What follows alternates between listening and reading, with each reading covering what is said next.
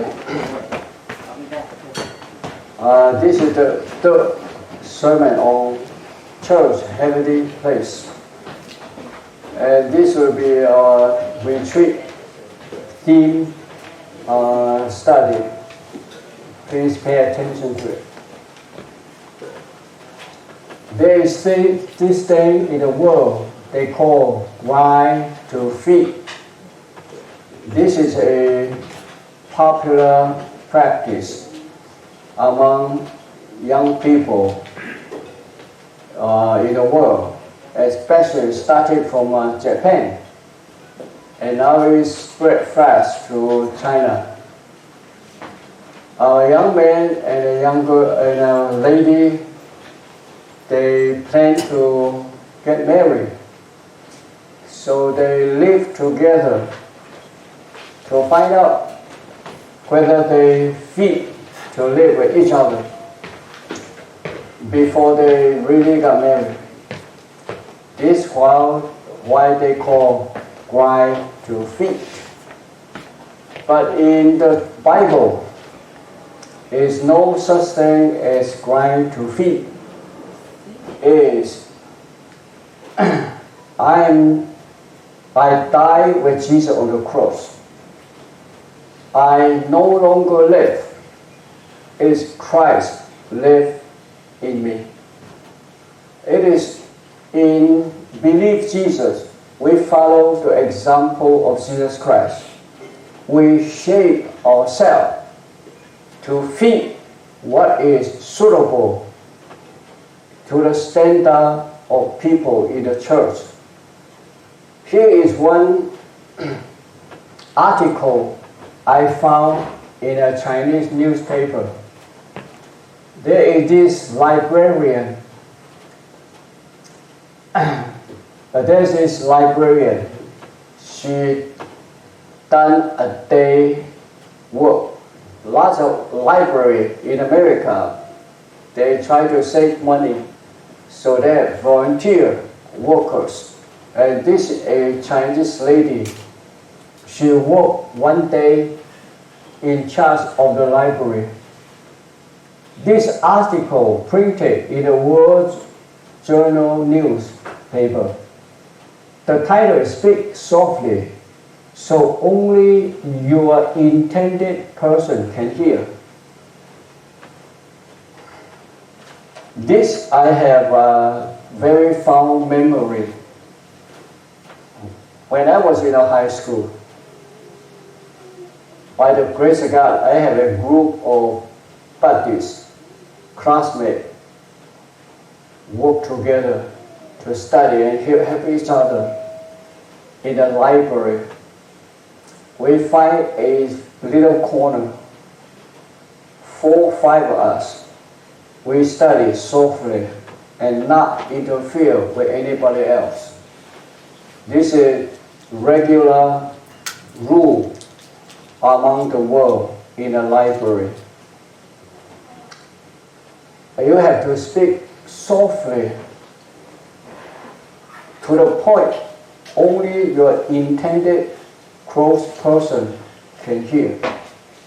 That means your voice is not to be heard by other people. One day, a Chinese woman did one day as a librarian. A man shaking his head walked up to her desk and said this: "These people come to America to live, but not learn to live the way people live in this place." Some people forgot. I just want you to pay attention. Sometimes it's a good thing that we do. We did not intend it to interrupt or to make a mess. Some people are talking like that. Like this morning, I came a little bit early. I parked my car outside too. I saw your car parked out there. And this morning I saw a an old Chinese lady. He put garbage on the light pole over there. So I walked up to her. I said, "Do you know we have camera recording what you do?" So when she heard that, I spoke to her in Mandarin.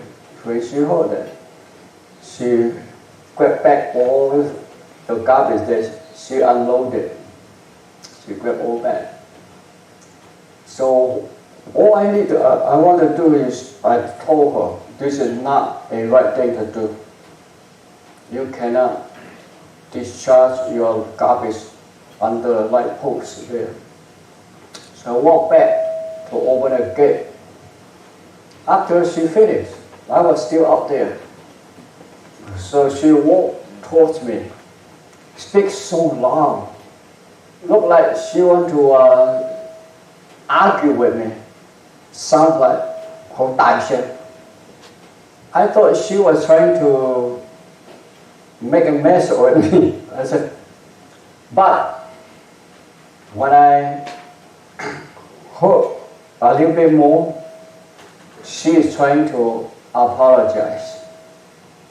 And she says she thanked me to help her recognize she should not do a thing like that. She's a nice lady, but talk like she want to have a fight with you. Also, you have seen people like that? Or you say you're not old enough to don't know. She looked like she want to fight with me.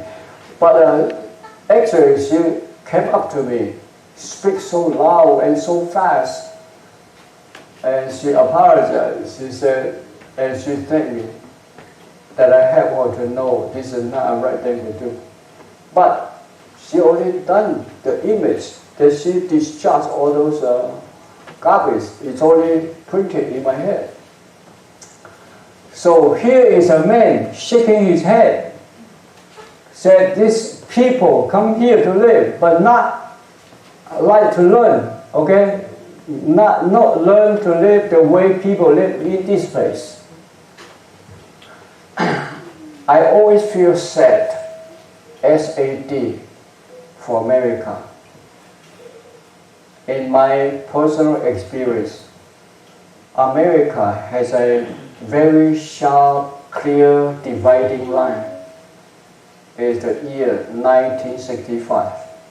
According to my memory, 1965 is the year Lyndon Johnson, the president, he thought they had a bright idea. At that time, before 1965, all public school, the first thing in the everyday, they have to pray, they have to read the Bible. Then have class. All the public school done that. But they came up, they think it was a bright idea. Read the Bible, say a prayer, is to help children to make their formation in respect to God and to each other. Learn how to behave themselves, how to obey rules in the school. They think reading the Bible and saying prayer to God is a way to do it in school. But at that time, they thought, this is the thing the church people do it. This is the thing parents in the home can do it. Because at that time, lots of people go to church. And the parents are zealous to help their children to behave themselves. And the church had done a good job. America is flourishing, and people are shaping up, being good citizens. And they thought the school should concentrate on knowledge, how to perform in their job, making better money. making the society richer. So the school should concentrate in training people to work and instill knowledge, but how to behave, how to be a good person is a church work, it's parents' work. So they start saying prayer and reading Bible. Since then, morality, behavior among young people decline. To me, in my experience, that is a dividing line. Now, those are teachers in school. You cannot even mention the Bible. You cannot say a prayer. It becomes a forbidden thing. Okay, may God bless them. But this is a complaint from the gentleman, a white gentleman. He shook his head. And the lady walked to these two women, Chinese women. But he complained, don't they know this is library? These people talk to each other so loud. Do they think this is a supermarket? Okay, is the complaint. Continued shaking his head, walked out of the library.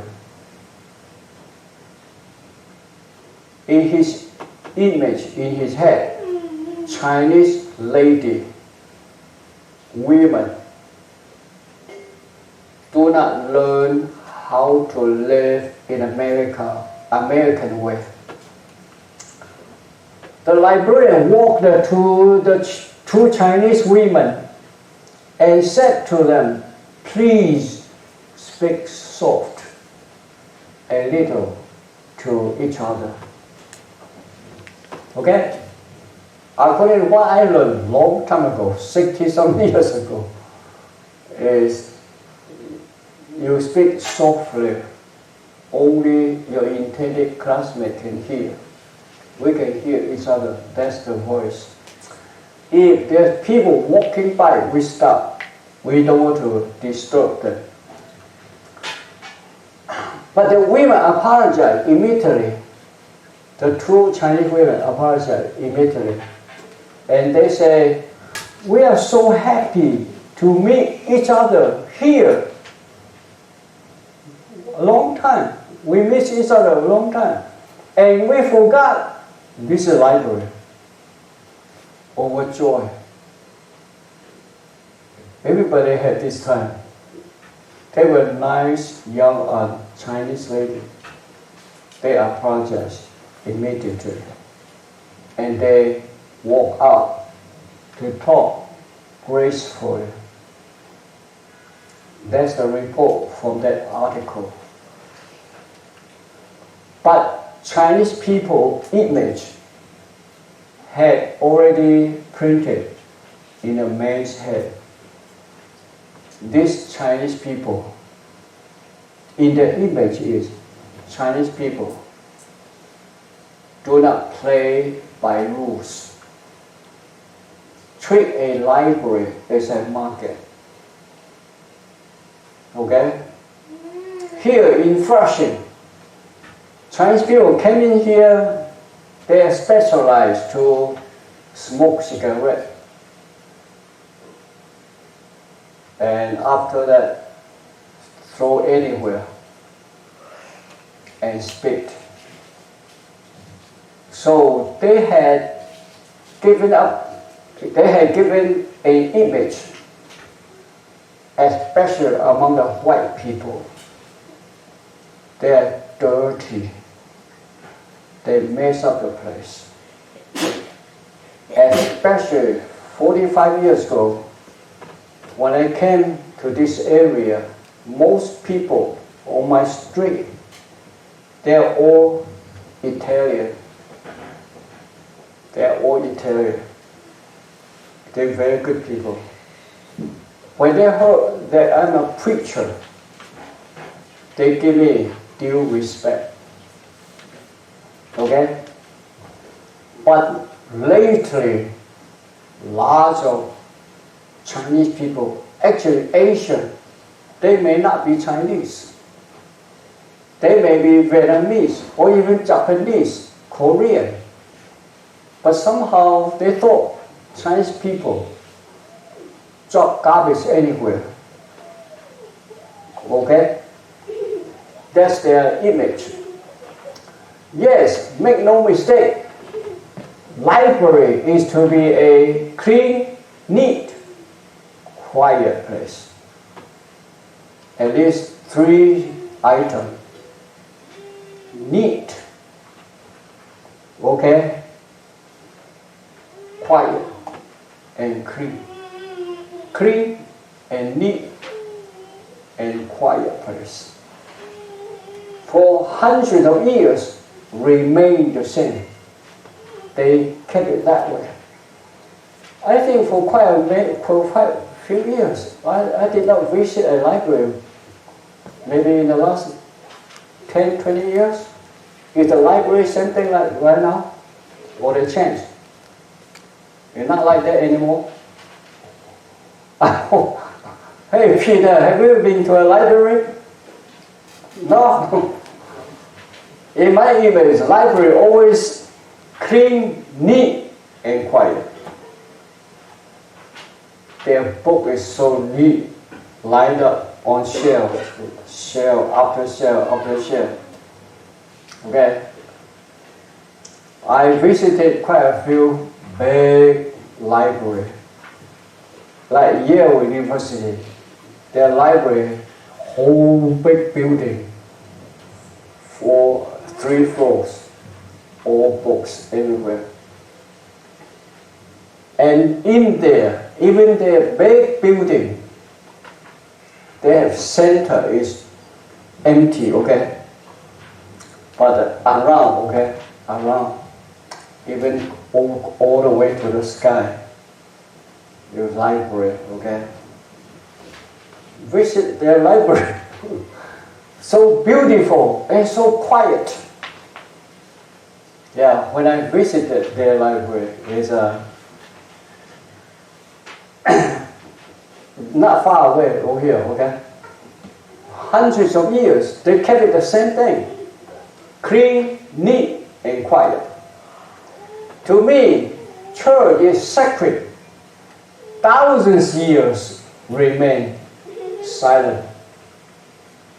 When you come to church, nobody talking, nobody moving around.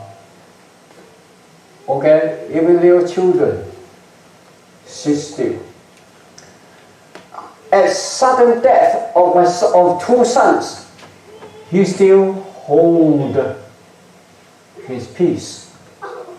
You know what that means? Hold his peace. Stay calm, continue the worshiping process.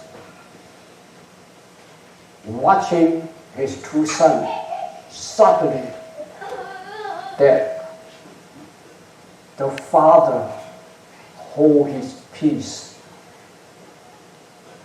not even quiet, like nothing. Continue the process in worshiping to God. This is recorded, Leviticus chapter 10, 1-3.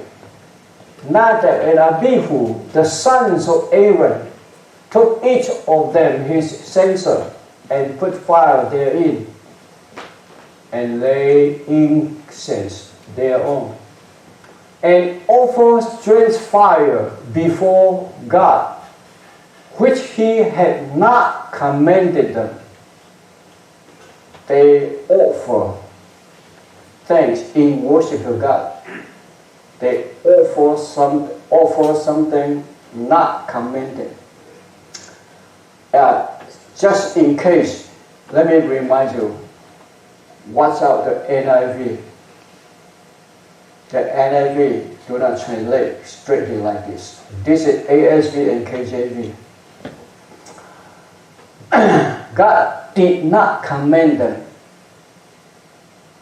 usually in a time like this, is out of their devotion, out of their, they think there's a better idea. But God did not authorize, did not command. And there came forth fire from before God, Jehovah, and devoured them, and they died before Jehovah. Instant death. Now think about the father. The father is Aaron, Moses' older brother. These two sons are supposed to be good sons, willing to worship God with the father together. But I think he overlooked the two sons is offering something God did not command it. And they were burned to death. Then Moses, his younger brother, said unto Aaron, this is that Jehovah spoke, saying, I will be sanctified in them that come close to me. And before all the people, I will be glorified. This is why your son is dead, because they offer something not authorized, not commanded by God. And you hold your peace, continue the process. Okay? In a church, in a sacred place, a holy, heavenly place, when God's presence is to be honored. As I said, even the death of sons, he still have to hold his peace, continue as nothing happened, continue the worshiping process. And Aaron held his peace. When I read this phrase, I have to always remember held with a D. Otherwise, D become what? You know, right? Held his peace with the sudden death of his two sons. The church is supposed to be like that for thousands of years. If the library can uphold their tradition, being clean, neat, and quiet, the church should be able to hold the same pattern in worship to God for thousands of years until the end of the earth. In the church, there should be imitators of God. People are in the church. That's why in the church is not trying to feed each other. It's shaped and changed to be like Jesus Christ. We have one center image, one example. All people in the church, all people in the world, shaped to be like that same example, to be like God, like Jesus Christ. As Jesus said, be perfect as the Father is perfect. In the church, it's not going to feed each other. In the church, it's shaped to be like Jesus Christ.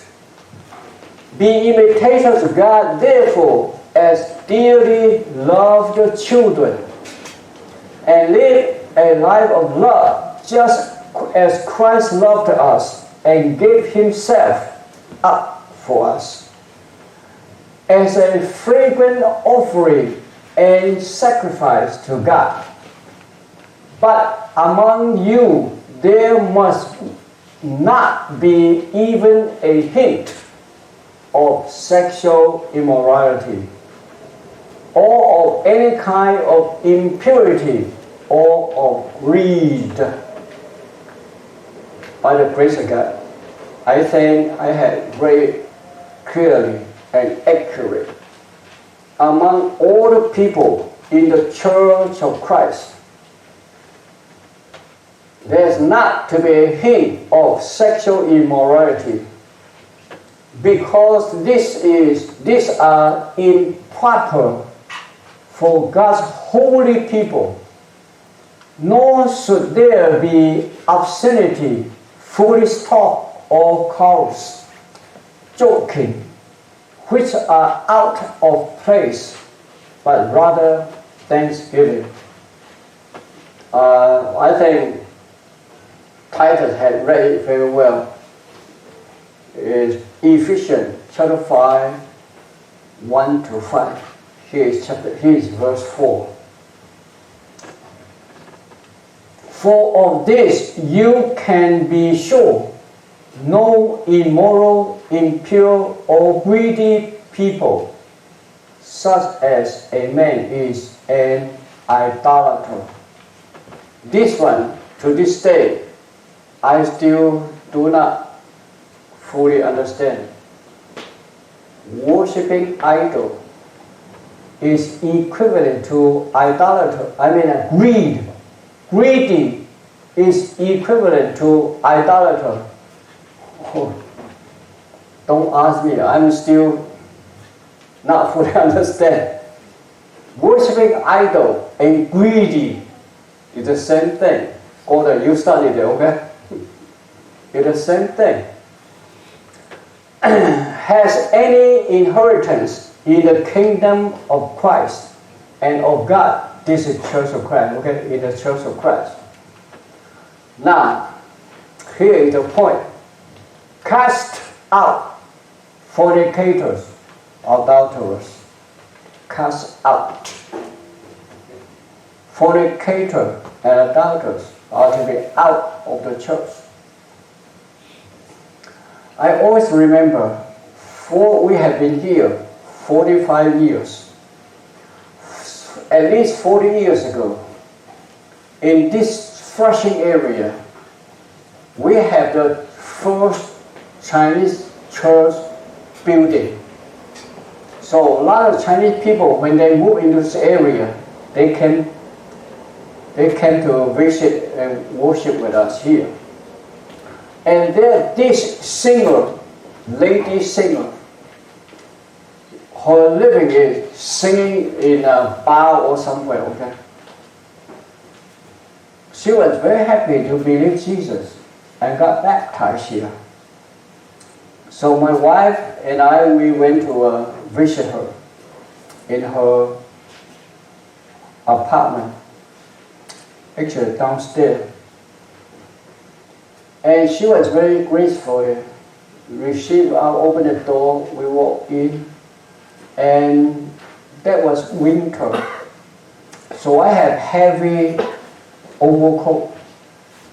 So I put down the overcoat, and then she was grateful enough to open up the closet and hang my clothes into the closet. And I saw, at that time, men, businessmen, they wear three-piece suit. I still have a few three-piece, one inside, one out, three-piece suit. Hanging a man's three-piece suit in the closet. So I asked her, "You're not married. You are living here alone. Why is there three-piece men's suit?" She said, "Belong to her boyfriend." I said, "Explain. What does it mean, boyfriend?" Like today, lots of women and men, they live together. their idea is try to grind each other to feed each other, including living as husband and wife. So I asked, if this boyfriend lived together with you as husband and wife? She said, yes.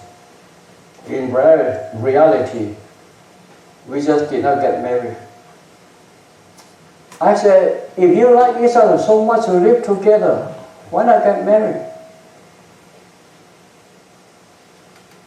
If you don't get married and you continue to live like this, it's not practical to be a member of the Church of Christ.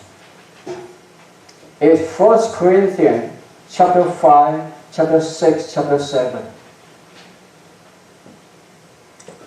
So she chose to drop out since then.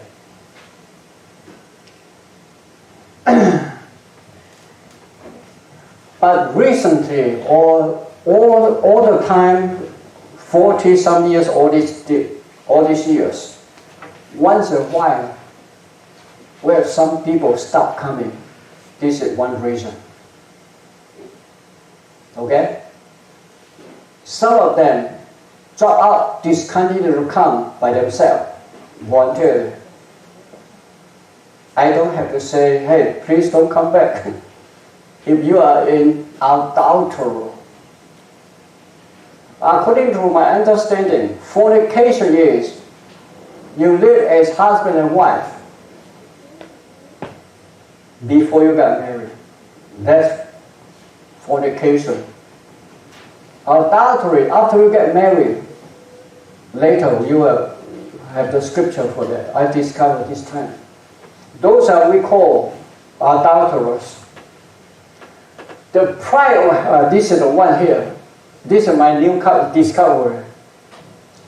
I don't know whether in South America or in Africa, do they have this successful man is proud as a glory to have a second wife, third wife, fourth wife.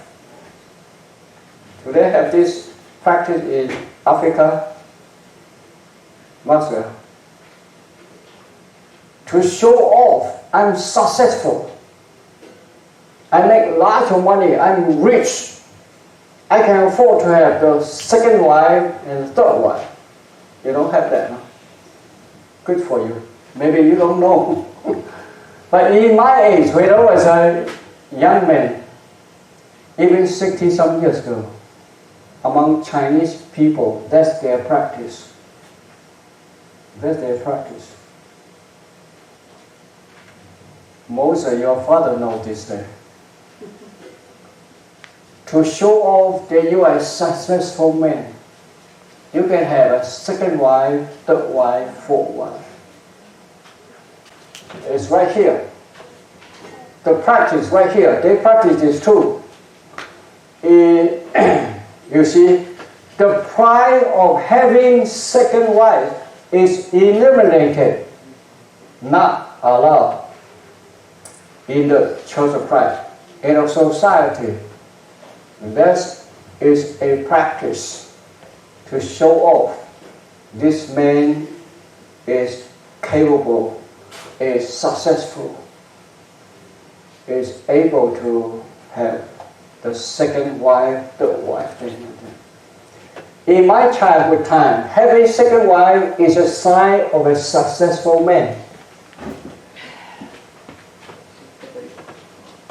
Also, you have things like that in your culture. They're not smart enough, huh? Okay. Okay, but this is the practice at that time. Okay, the way of glory for a nation is a king had many wives. Beautiful. Lots of wives. To show off. Even King Solomon, hey Moses, even King Solomon did that, right? King Solomon had all the beautiful girls for all the nations. It's because The country is powerful and rich. The king is smart and successful. It's one way to show off. It is actually reported there is fornication among you in the church, and such fornication as is not even among the Gentiles. And you are puffed up. You know what puffed up means? That's what that means. Show off. This man is powerful, successful. He's able to have a second wife. He said, no, it's not supposed to be there. And he said what? He said that he that had done this deed might be taken away from among you. There's another translation, cast. C-A-S-T, out of the church. C-A-S-T, cast out of the church. Fornicators and adulterers, they are to be cast out of the church. By the grace of God, in the church all this year where I preach, I don't have to literally do this. I just need to tell them this kind of practice, second wife, third wife. Someday they might have a lady, have a second husband, third husband, I don't know. It's not allowed in the Church of Christ. Church of Christ is a heavenly place. But them that are without, outside of the church, God judged them. Put away the wicked man from among yourself. Outside of the church, whatever they practice, God judged them. But here in the church, we do the judgment.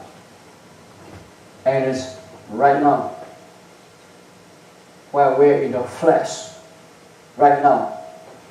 1 Peter chapter 4, verse 6.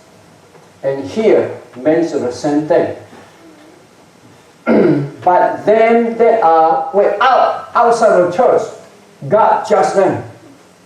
But here in the church, you put away the wicked man from among you. Here in the church, we do the judgment. Cast him out of the church. Now, conclusion.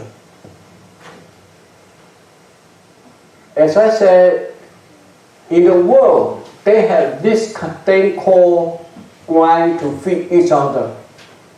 According to my knowledge, it started by Japanese women before they choose to decide to marry a man. They have to find out whether her body fit the man's body. Then they decide, that's the final step, whether they were to get married.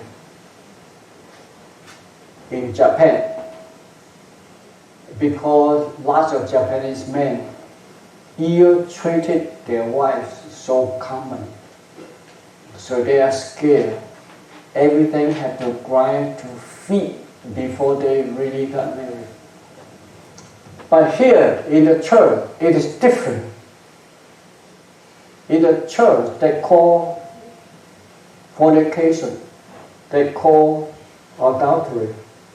Here in the church, this is the way. Scripture as recorded, I myself have been crucified, dead with Christ. And I no longer live, but Christ lives in me. This is church way. We have one forever example.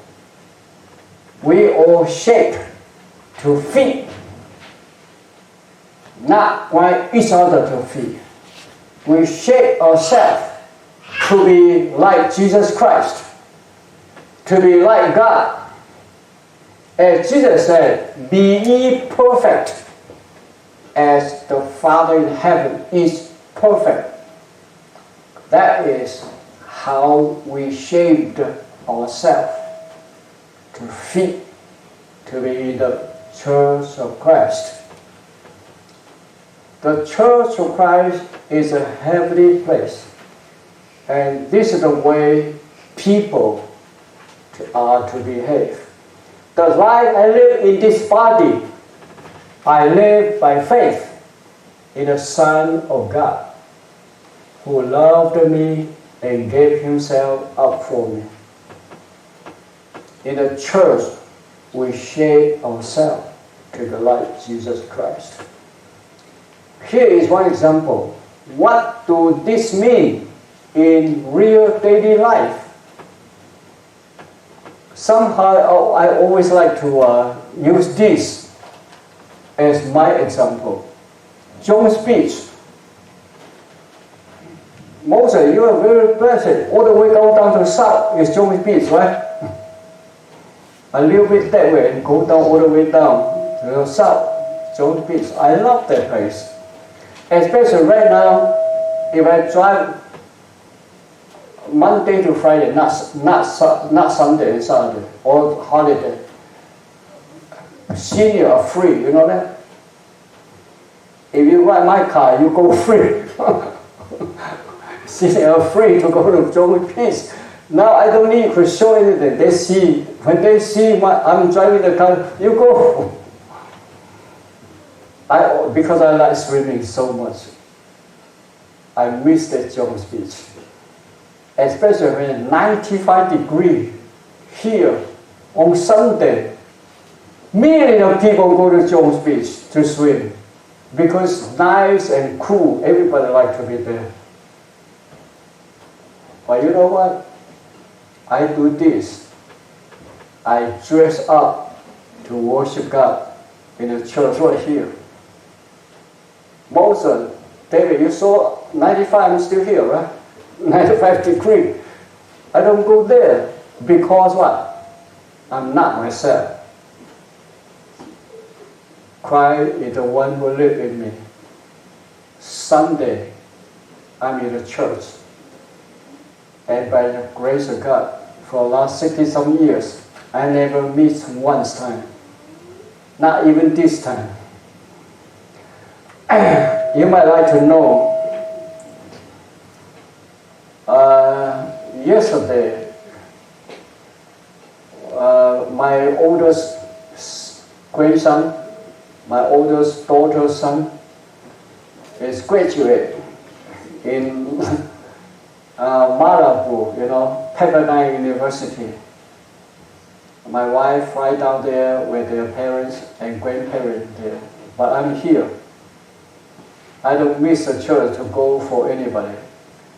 Even my oldest daughter, when she got her MD degree, when I get to talk to her, I said, congratulations, now you're older now. Why? Your son graduated from college. That means you're older now. Moses, you don't want to talk to your son like that, okay? I said, no, you know what that means? You're older now. And I told her, I always remember the day you got your MD degree. I always remember that picture. Your hair, that day, okay? And your gown. That was a day I had this feeling all my life. I only have a master's degree, but my daughter beat me with an MD. I don't know, I forgot how she answered. I always remember that picture. But sounds like master is better than PhD, right? Or MD, right? Who knows what's the M, what is D? But master, everybody knows. I'm joking with her, but they are having a good time. Everybody fly down there, the whole village. Hey, somehow the airfare is very cheap. San Diego to New York, direct flight, $199. Hey, Moses, $199. One trip. Hey, Peter, San Diego to Kennedy Airport, direct flight, $199. As I said, by the grace of God, whatever happened for the last 60 years, I never missed one Sunday to worship God. That is, I died crucified with Christ. It's Christ living in me. That is the teaching in the Bible. But for those who are not worshiping in the Church of Christ, it's better off they go to Jones Beach. Good for them. Oh, I remember the lady came 2 Sunday ago, but she did not come back last Sunday because they don't believe she's according to the Bible. So it's better off they don't go to church. Church is a heavenly place. Where else can attract me to go? And put it into your head. Church is a heavenly place. Where is a better place to go?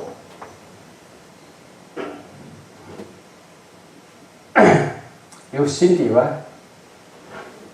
Where is Joyce? She okay? Okay, fine, finish. By the grace of God, remember, we shape to be like Jesus Christ. We never miss to worship God. David, say closing prayer.